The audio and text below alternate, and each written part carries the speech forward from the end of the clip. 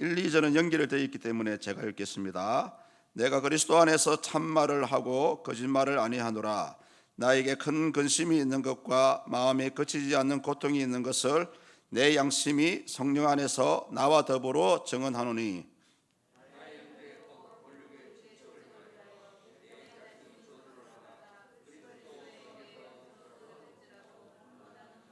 그들은 이스라엘 사람이라. 그들에게는 양자됨과 영광과 언약들과 율법을 세우신 것과 예배와 약속들이 있고,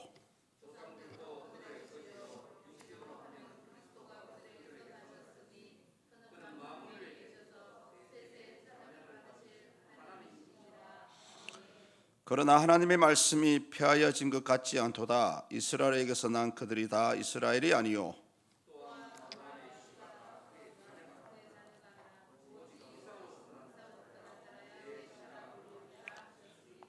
곧 육신의 자녀가 하나님의 자녀가 아니요 오직 약속의 자녀가 씨로 여기심을 받느니라.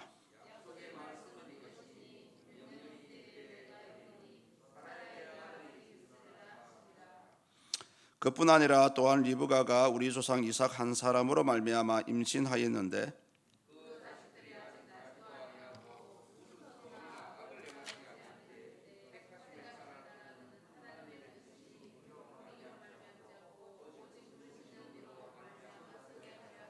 리브가에게 이르시되 큰 자가 어린 자를 섬기리라 하셨나니,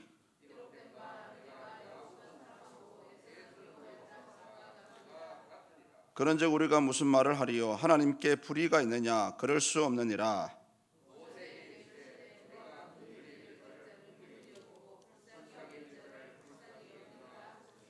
그런즉 원하는 자로 말미암은도 아니요 다른 박질하는 자로 말미암은도 아니요 오직 긍휼히 여기시는 하나님으로 말미암음이니라.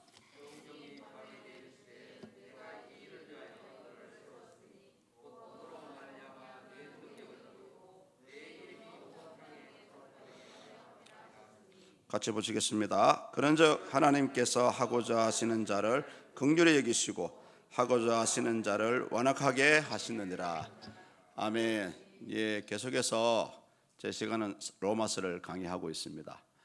지난 시간에 살짝 우리가 들여다보면은 하나님의 사랑, 이 하나님의 선택하심은 그 누구도 끊을 수가 없다라는 그런 말씀을 나누었습니다. 그런데 이제 하나님의 사랑, 사실은 우리 사람이 하나님을 사랑한 것 같은데 사실 이 사랑의 주체가 우리 사람이 아니고요 하나님이십니다. 왜? 하나님께서 먼저 저와 여러분들에게 다가오셨거든요. 무엇보다 이 하나님의 사랑하심은 우리가 현실적으로도 그렇고요 신학적으로도 그렇고 성경 말씀이 비춰봐도 절대적으로 취소가 될 수가 없습니다. 그런데 여러분 아십니까? 우리 이렇게 하나님의 사랑을 그 누구도 지난 시간에 천사도 끊을 수 없다고 그렇게 말씀하셨는데요, 그 누구도 끊을 수 없지만은 이런 현실 앞에 포기하지 않는 자가 있습니다. 바로 사탄이죠. 사탄은 계속해서 저와 여러분들이 이 믿음에서 넘어지도록 저와 여러분 주위에서 계속해서 활동하고 있다는 것, 이 부분은 꼭 우리가 기억했으면 좋겠습니다. 오늘은 이 하나님의 선택하심에서 조금 더 우리가 한번 깊게 좀 생각해야 될 부분이 있습니다. 왜냐하면 하나님이 저와 여러분을 선택하셨다는데 이 선택하신 것을 어떻게 아실 수가 있습니까? 이걸 우리가 한번 생각해 봐야 되고요. 물론 성경 말씀을 통해서 또 성령의 임재하심을 통해서 저와 여러분들이 이미 하나님의 선택된 자라는 것을 알 수가 있습니다. 그런데 중요한 것은 뭐냐면은 내가 하나님께 선택을 받았다라는 것에 대한 이 믿음의 확신이 중요합니다. 아무리 오래 교회를 다닌다 할지라도 이 확신이 없다면은 계속해서 이 신앙을 유지를 할 수가 없습니다. 특히 믿음이 확신이 없는 자들은 결국은 마지막에 가면 결국은 교회를 떠나가더라고 보니까요. 자, 오늘 로마서 9장은 바로 이 그 믿음의 확신에 따라서 하나님의 선택하심에 대한 것에 대해서 어떻게 우리가 내가 선택받았다는 것에 대해서 확신할 수 있을까라는 이 부분을 사도 바울은 얘기를 하고 있습니다. 그런데 중요한 것은 우리가 이 부분, 이 선택하심에 대해서 우리가 얘기할 때에 가장 먼저 살펴봐야 될 부분이 있습니다. 그것은 바로 이 땅에서 가장 먼저 선택받은 민족이 있죠. 예, 이스라엘, 선민 이스라엘의 택하심을 먼저 우리가 한번 살펴볼 필요가 있습니다. 물론 성경에도 나와 있고요. 하나님께서 가장 먼저 택하신 민족이 바로 이스라엘입니다. 그래서 선택받은 민족이라서 선민 이스라엘이라고 얘기하죠. 근데 중요한 것은 이 선택받은 민족들이 하나님의 선택에 대해서 굉장히 오해를 많이 하고 있어요. 그러다 보니까 이 사람들이 많이 교만해졌습니다. 특히 이 사람들은 우리에게만, 유대인들에게만 하나님이 율법을 주셨다고 얘기하거든요. 예, 맞습니다. 유대인들에게 가장 먼저 율법을 줬지만은 사실은 유대인에게만은 사실 아니죠. 그런데 이 사람들은 우리만 이 법을 받았다고 이제 착각을 하고 있습니다. 그러다 보니까 이 사람들은 지금도 그렇지만 유대인들 외에는 절대 웬만하면 상종을 하지 않습니다. 왜요? 상종을 하면 그것을 죄라고 생각하거든요. 그런데 이제 사실은 이 사람들이 이 하나님의 깊은 뜻을 오해하고 있는 거예요. 성경에 보면은 이스라엘 민족을 우선적으로 선택하신 이유가 있습니다. 혹시 아십니까? 사실은 이 유대인들이 대단해서가 아니었더라고 보니까요. 어떻게 보면 전적인 하나님의 선택이었고 전적인 하나님의 은혜였습니다. 그런데 유대인들은 내가 선택을 받았으니까, 나만 은혜를 받았으니까 나만 하나님의 백성이고 나만 하나님의 자녀다, 이렇게 착각을 하고 있습니다. 그런데 성경은 이 부분에 대해서 이미 그렇게 교만하거나 착각하지 말라고 이미 구약 성경에 가르쳐주고 있습니다. 혹시 아세요? 신명기서 7장 7절입니다. 신명기서 7장 7절을 제가 한번 읽어드려 보겠습니다. 여호와께서 너희를 기뻐하시고 너희를 택하시면 너희가 다른 민족보다 수요가 많기 때문이 아니니라. 너희는 오히려 모든 민족 중에서 가장 적으니라. 여러분, 그렇습니다. 하나님이 이스라엘 백성들을 택한 것은 똑똑해서도 아니고요, 힘이 세서도 아니었습니다. 또 그 당시에는 믿음도 생각할 수가 없어요. 가장 힘이 없고 존재감이 떨어지고 부족하기 때문에, 특히 그 당시는 싸움을 잘하려면 사람이 많아야 되니까, 그렇게 이스라엘 사람들이 그 당시에는 그렇게 큰 족속을 이루는 민족이 아니었습니다. 이것은 좀 오늘날 저와 여러분도 여기에 해당된다고 볼 수 있습니다. 우리가 연약하기 때문에, 부족하기 때문에 하나님께서 저와 여러분을 택한 겁니다. 솔직히 힘세고 가진 거 다 가지고 똑똑하면 하나님 필요 있습니까? 필요 없습니다. 부족하기 때문에 하나님이 필요하고요, 연약하기 때문에 하나님의 도우심이 필요하거든요. 그런데 이들은 선택받았던 그 하나 이유 때문에 이렇게 많이 교만해졌습니다. 그런데 현 시점에서, 여러분, 현 시점에서 우리가 과연 이스라엘 사람들을 봤을 때 과연 그 사람들은 구원을 받을 수 있겠는가 라고 얘기한다면, 진짜 물론 저 뒤로 가면 신약에서는 마지막 때에 많은 자들이 돌아온다는 그 예언이 되어 있습니다만, 현 시점에서는 이들에게 구원이 허락되었다고 말할 수가 없습니다. 왜냐하면 지금도 이 사람들은 예수 그리스도가, 예수님이 자신들의 메시아라고 인정을 하고 있지 않기 때문에 그렇습니다. 전에도 제가 말씀을 드렸지만 하나님께서 이스라엘 백성들을 선택하신 이유가 있습니다. 그 계획이 뭐냐면, 하나님은 이 땅에서는 사람과 함께 동역하시기 원했어요. 그래서 이스라엘 사람들을 택해서 이 사람들을 도구로 해서 온 열방에, 온 세상이 구원받기를 원하셨거든요.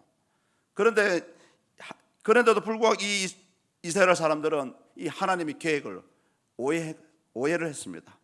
심지어 하나님이 이 이스라엘을 얼마나 사랑했던지, 사실은 우리 예수님이 어디서 태어났습니까? 이스라엘 족속 가운데서 태어나지 않았습니까? 이것도 어떻게 보면은 하나님께서 선민 이스라엘을 사용하시려고 그렇게 계획을 하셨던 것입니다. 사실 이스라엘 사람들이 먼저 성경을 먼저 받았거든요. 모세오경부터 시작해서 근데 그 구약 성경을 보면은 이미 사실은 예수님이 이 땅에 오실 것이다.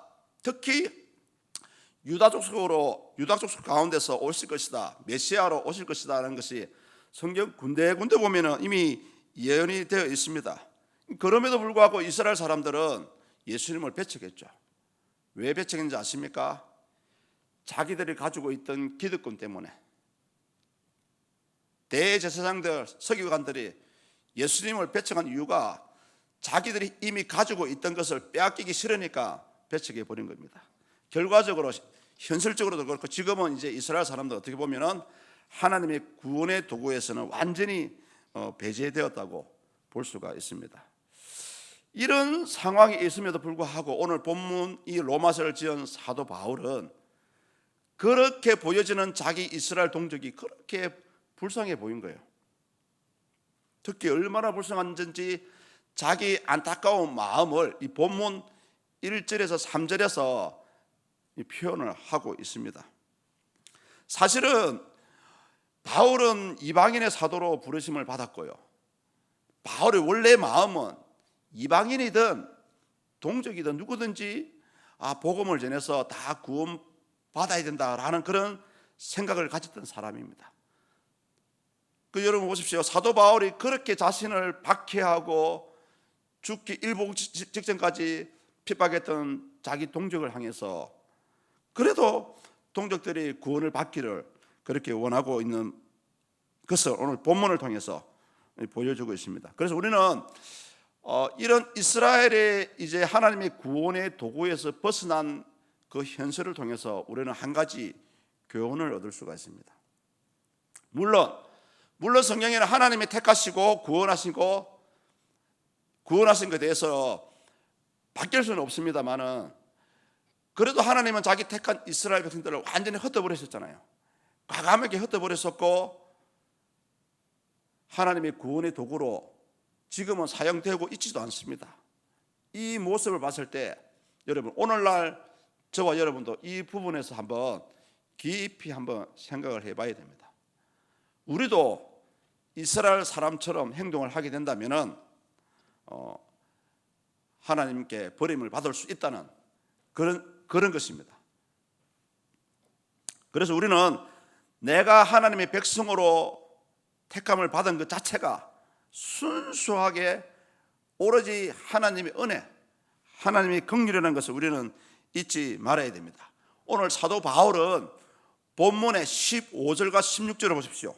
15절과 16절에서 이것을 얘기하고 있습니다. 우리 다 같이 한번 읽어보겠습니다.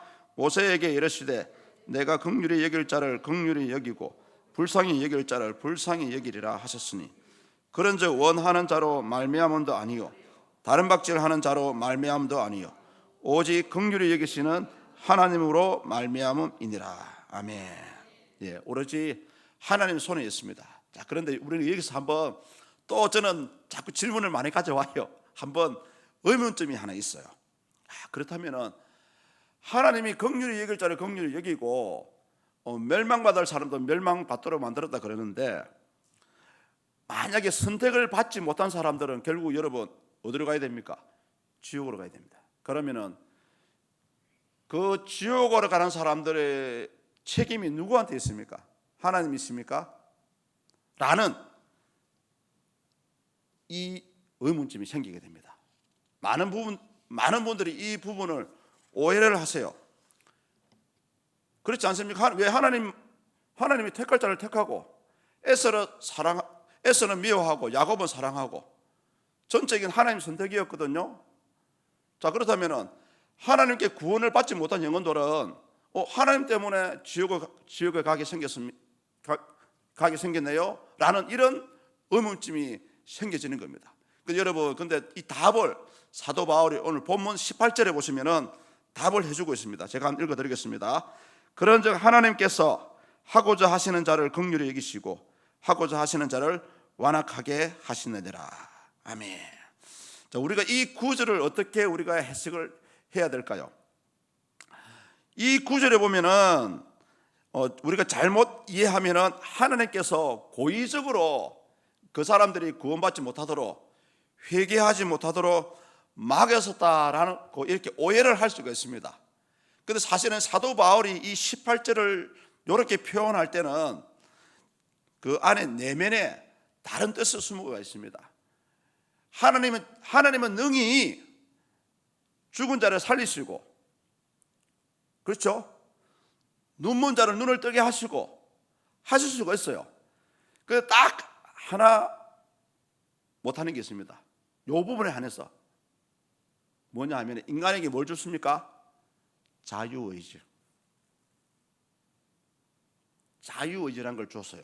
물론 이 자유의지 때문에 신학적으로 굉장히 많이 싸우고 있습니다만은 제가 이 자유의지라는 말을 왜 꺼냈냐 하면은 이 18절을 바르게 해석하기 위해서 이걸 꺼냈습니다. 그러니까 하나님께서는 이미 사람에게 자유라는 것은 자유의지를 주셨기 때문에 하나님의 예수 그리스도를 메시아로 인정하고 받아들이는 사람한테는 구원이 되고요, 메시아를 거부하고 인정하지 않고 완악하고 교회를 박해하고 하는 자에게는 그대로 그 마음들 방치해 준다는 그런 말입니다. 그냥 방치해 둔다는 거예요. 이 사람들 마음을 그대로 방치해 두면 어떻게 됐습니까? 결국은 예수님을 믿지 않기 때문에 사망, 지옥으로 가게 되어 있습니다. 즉 죄인이 구원을 받지 못하는 것은 하나님의 책임이 아니라 그들 자신들이 완악한 심령 때문에 그 하나님의 구원의 손길을 거부를 한다는 거예요, 여러분. 그 단적인 예가 어디에 있습니까, 여러분?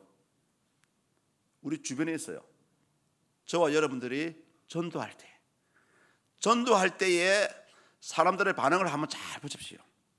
어떤 사람들은 그래 당장 교회를 나오는 건 아니지만 그래도 복음에 대해서 한번 생각해 보겠습니다라고 하는 사람이 있고요, 어떤 사람들은 전도주 주면은 팍 던지고 뒤도 안 돌아보고 가버리죠.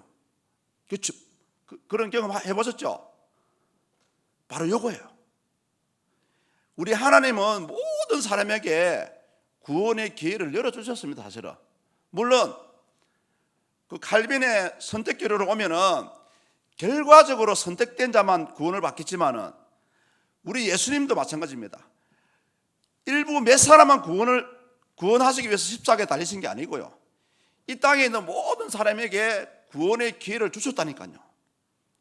그런데 오늘 18절 말씀대로 안 믿는 사람들 마음이 완악하니까 복음을 전해도 그것을 믿지 않는 거예요.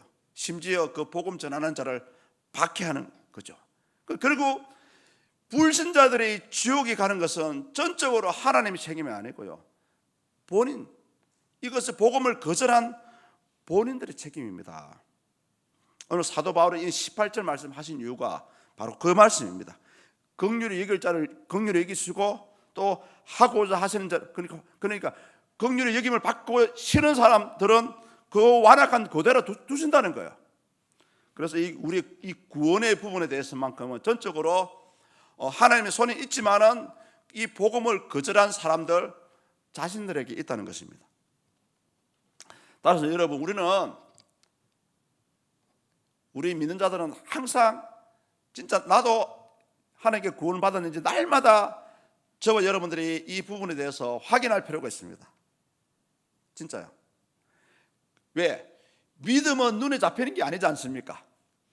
눈에 잡히지 않기 때문에 날마다 내가 믿음이 있는지, 하나님을 믿는지 안 믿는지, 하나님의 사랑을 받고 있는지 날마다 확인해야 됩니다. 그래서 새벽마다 나와서 기도하는 겁니다, 여러분. 가장 좋은 방법은 하나님께 기도로 한번 여쭤보는 거예요. 하나님, 저 사랑하십니까? 요 한 가지. 또 한 가지는 주님 전에 와서 여러분 입술로 고백하시면 됩니다. 하나님, 저 하나님 사랑해요. 예수님 사랑합니다. 성령님, 나와 함께 해주셔서 감사합니다. 여러분, 이것을 제가 얼마 전에 우리 아이들 통해서 제가 겪었어요. 우리 아이들은 쭉 오더만은 아직 초등학생이라서 그러는가 몰라도 나 아빠 사랑하는데 아빠도 나 사랑해? 뜬금없이 자꾸 물어보는 거예요. 그래, 너 사랑해? 한 번만 답변을 했는데 또 물어보는 거예요. 또 돌아서서 아빠 나 사랑해? 나도 아빠 사랑하는데. 또 물어보는 거예요. 바로 요겁니다. 저와 여러분들의 하나님의 사랑의 솔직히 우리 하나님 우리가 눈으로 만난 것도 아니잖아요. 물론 꿈성을 통해서 또 이 주신 말씀을 통해서 하나님을 만나고 있지만은, 그래서 저와 여러분들 이 하나님의 이 택하심에 대해서는 진짜 날마다 우리가 확인할 필요가 있습니다. 자, 그렇다면은 우리가 성경에 비추어 봤을 때 하나님께서 우리를 어떻게 선택하셨는지 확인하는 방법이 있어요. 그 한 가지가 뭐냐 하면 바로 이 방법을 통해서 저와 여러분들이 나는 하나님의 택함을 받았다라고 확정을 할 수가 있습니다. 한 가지는 뭐냐면 바로 진짜 예수님을 진짜로 영접했는가 한번 여러분 자신에게 물어보십시오. 나는 진짜 예수님을 영접했을까 한번 자문자답을 한번 해보시라니까요. 요 한 가지입니다. 그러면 여러분 속에는 영이 그래 맞아 나는 예수님을 영접했어. 아니야 너는 아직 영접 안 했어. 답변을 주겠지요. 여러분 스스로 아신다니까요. 또 한 가지는 뭐냐면 이것은 사실은 우리가 예수님을 믿음으로 구원을 받는다고 했지만 어떻게 보면 이 확인하는 절차는 저는 이 믿음보다 한 단계 더 앞선 가는 방법이 있다고 생각합니다. 그게 바로 여러분 사랑입니다. 여러분 진짜 예수님 사랑하세요? 진짜입니까? 여러분 사랑하는 젊은 연인들이 있습니다. 서로 사랑하면은 얼마나 자주 만납니까? 매일 만나죠. 매일 만나요. 또 저녁에 서로의 집에 돌아서다가도 집에 가는 중에도 전화가 옵니다. 폰이 날라와요. 어디쯤이야? 어디쯤 가고 있어. 여러분 사랑하는 관계는 이런 모습들이 나와요. 그런데 여러분 사랑하지 않는 관계는 어떤 관계입니까? 만날 필요가 없어요. 여러분들이 진짜 내가 진짜 예수님을 사랑하는가 한번 여러분에게 물어봐야 돼요. 스스로. 저는 이 사랑이 눈으로 보여진다고 생각하는 사람입니다. 어떻게요? 바로 예배의 삶을 통해서, 기도의 삶을 통해서, 헌금 생활을 통해서, 여러분 교회를 섬기는 걸 통해서, 내 이웃을 사랑하는 걸 통해서. 물론 지금 코로나 때문에 많이 참석을 안 하셨지만은 여러분 그래도 예수님을 사랑한다면은 할 수만 있다면은 하나님 전에 나와서 예배하려는 그런 모습을 보고 이 사람은 예수님을 많이 사랑하는구나. 이 사람은 예수님을 작게 사랑하는구나. 그래서 아는 거예요. 그런데 오늘 사도 바울은 본문에서 이 두 가지 외에 한 가지가 더 있다고 얘기합니다. 그것이 뭐냐 하면은 나를 박해하는 사람이든 나를 옹호하던 사람이든 간에 영혼 구원을 위한 애타는 심장을 가진 사람. 내가 옆집에 누구 전도해야 되는데 아무리 전도해도 다음에 교회 가겠다 하고 한 번도 안 따라나게 아이고 가슴 터진다. 요런 사람이 있잖아요. 요런 영혼 구원을 위해서 애타는 마음을 가지고 있는 사람이 바로 하나님의 택하심을 받은 자입니다. 오늘 사도 바울이 이 부분에 대해서 본문 1절에서 3절에서 말씀하거든요. 우리 다 같이 한번 읽어보겠습니다. 시작. 내가 그리스도 안에서 참말을 하고 거짓말을 아니하노라. 나에게 큰 근심이 있는 것과 마음에 거치지 않는 고통이 있는 것을 내 양심이 성령 안에서 나와 더불어 증언하노니 나의 형제 곧 골육의 친척을 위하여 내 자신이 저주를 받아 그리스도에게서 끊어질지라도 원하는 바로다. 아멘. 이것이 바로 자신을 그렇게 박해하는 자기 동족, 유대인 동족을 향한 바울의 마음입니다, 여러분. 저는 이 구절을 보면서 또 한 가지 또 의문점을 가지게 되었습니다. 분명히 지난 시간에 하나님이 우리를 선택하시고 택하심이 후회하심이 없고 또 변함이 없다고 하셨는데 왜 이스라엘 백성들은 이 하나님의 그 허락하신 구원에 동참할 수 없는가라는 이 부분에 대해서 의문점이 생기더라고요. 그런데 보니까 이 의문의 열쇠는 하나님의 문제가 아니고요, 사실은 이스라엘 사람들한테 문제가 있더라고 보니까요. 성경에 싹 보니까 한마디로 이스라엘 사람들이 하나님의 선민으로 이미 택함을 받았지만은 현재 구원의 과정에 빠져 있는 이유가 뭐냐 하면 바로 이스라엘 사람들의 불신앙 때문이에요. 불신앙이다. 그거 외에는 답이 없더라고 보니까요. 분명히 하나님은 구약 성경을 통해서 메시아를 보내주겠다, 또 이 메시아를 통해서 너희를 구원할 것이다, 분명히 하나님 말씀하셨어요. 그 말씀을 안 믿는 자체가 바로 여러분 불신앙이지 않습니까? 거기에 대해서 오늘 보니까 고린도후서 3장 14절에 이 말씀이 나와 있더라고요. 제가 한번 읽어 들어보겠습니다. 한번 생각해 보십시오. 그러나 그들의 마음이 완고하여 오늘까지도 구약을 읽을 때에 그 수건이 벗겨지지 아니하고 있으니 그 수건은 그리스도 안에서 없어질 것이라. 오늘 우리 새벽 시간에 읽었던 부분인데요. 불신앙으로 가득 차 있으니까, 마음이 완고함으로 가득 차 있으니까 아무리 하나님 말씀을 하셔도 그 말씀을 못 믿는 거예요. 예배 시간마다 목사님들이 말씀을 가르쳐 줌에도 불구하고 그 말씀을 아멘으로 받아들여야 되는데요, 자꾸 말씀을 밀어내는 거예요. 아닌데. 여러분, 요게 완고함입니다. 요게 불신앙입니다. 그래서 그 말씀이 현재 나에게 떨어지는 말씀이 여러분, 여기 저와 여러분에게 주시는 하나님 말씀이거든요. 하나님 음성이거든요. 그 말씀 그대로, 하나님 말씀 그대로 그냥 받아들이면 돼요. 마치 솜이 스폰지가 물을 빨아들이듯이 쭉 빨아들이듯이.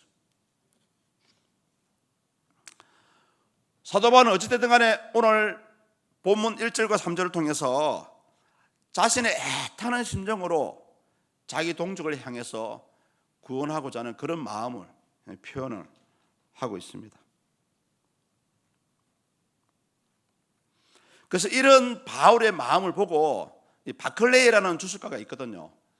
제가 지난 시간에도 이 사람 한번 언급했는데, 이런 바울의 모습을 보고 바울은 죄는 미워하지만은 죄는 미워한 것이 아니다 라고 얘기하면서 죄인을 사랑하기 때문에 위기에 빠진 동족 이스라엘의 형편을 보면서 크게 슬퍼하고 있다라는 그런 평가를 해주고 있습니다.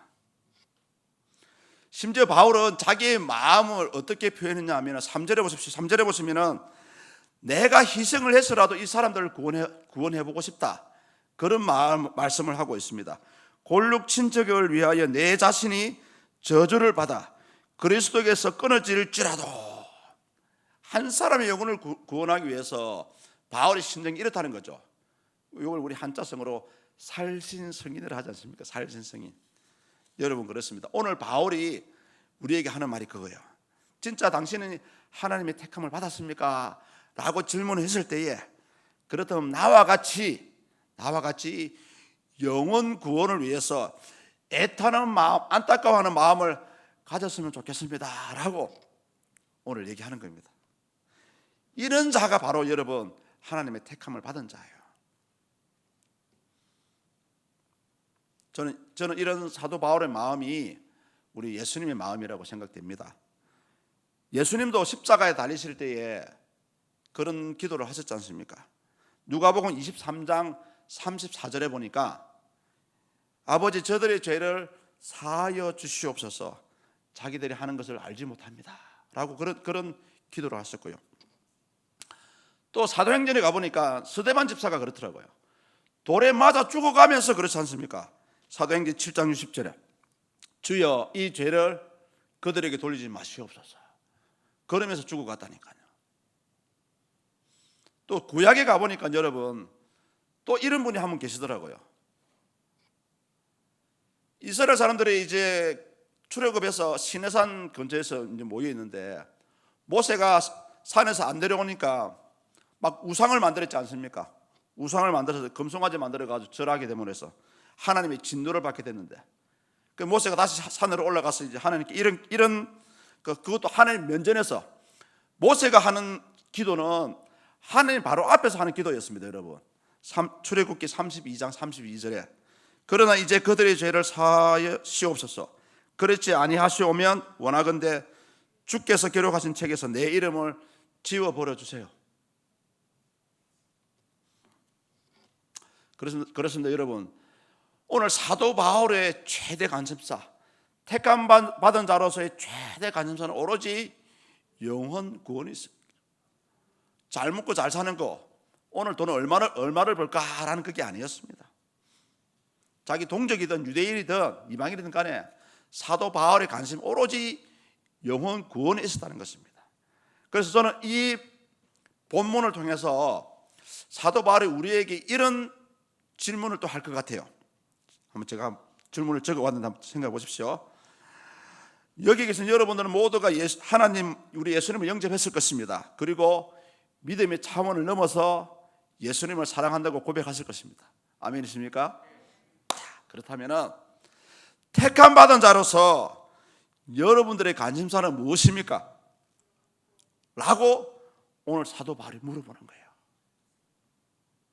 저는 감히 이런 말 할 수 있습니다. 여러분들의 삶을 살아가시되 주를 우선순위를 주님의 일에 우선을 둔다면 여러분의 일은 누가 책임집니까? 우리 하나님 책임져요. 우리가 다 알고 있는 내용이지만 사실은 잘 안 돼요. 사도 바울이 다시 이렇게 합니다.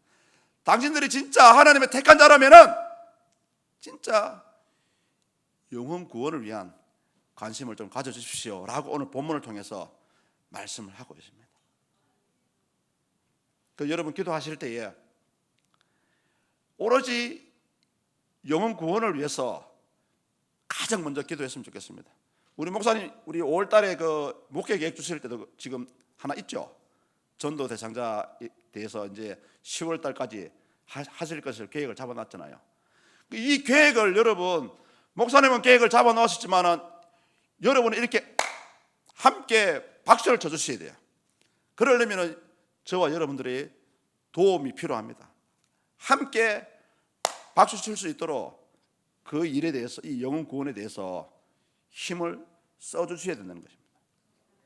오늘 사도 바울이 이 로마서 9장 이 부분을 얘기한 것도 오로지 자신을 박해하고 핍박하지만은 내가 그들을 사랑하는 이유는 오로지 그들이 좋아서가 아니고요, 그들 영혼이 불쌍하니까, 또 자신이 받은 사명이 그거지 않습니까? 자신이 받은 사명이 바로 영혼 구원을 하는 거기 때문에 그런 안타까운 마음을 오늘 본문에서 쏟아내고 있습니다. 마찬가지입니다. 여러분, 우리 예수님께서 저와 여러분들을 천국에 데려가시려고 구원을 하셨지만은 실상은 이 땅에서 사도 바울과 같이 전도에 미련한 것으로 영혼 구원을 해라고 저와 여러분들을 택해 주신 겁니다. 건강도 주시고 물질도 주시고 그러는 거예요, 사실은. 자, 그래서 오늘 여러분, 오늘 사도 바울의 이 안타까워하는 마음을 우리 마음에 담았으면 좋겠고요.